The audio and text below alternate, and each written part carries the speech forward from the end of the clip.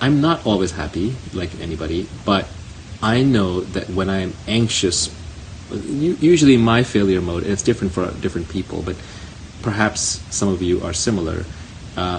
My dominant issue when sometimes there's a clear and present danger, right?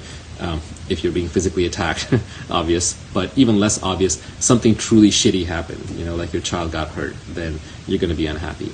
There's no way around it. That's emotional. But I think a lot of us have this low-level, pervasive feeling of anxiety.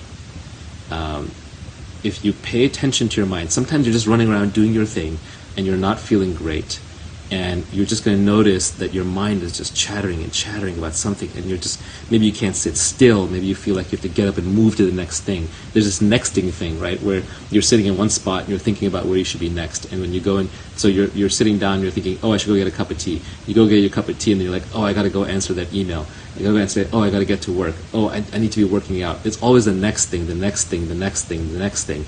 And that's creating this pervasive anxiety.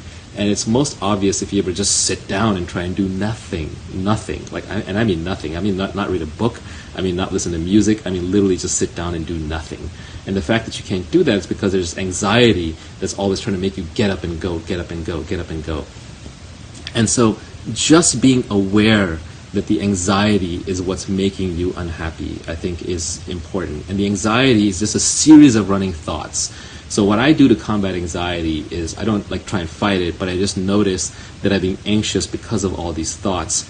And so in my own way, I try to figure out, would I rather be having this thought right now, or would I rather have my peace?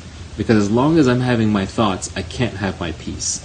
So I try to use my thoughts or try to let them run unchecked when I need to get something done, when I've decided it's important, when I've really sat there and decided it's important.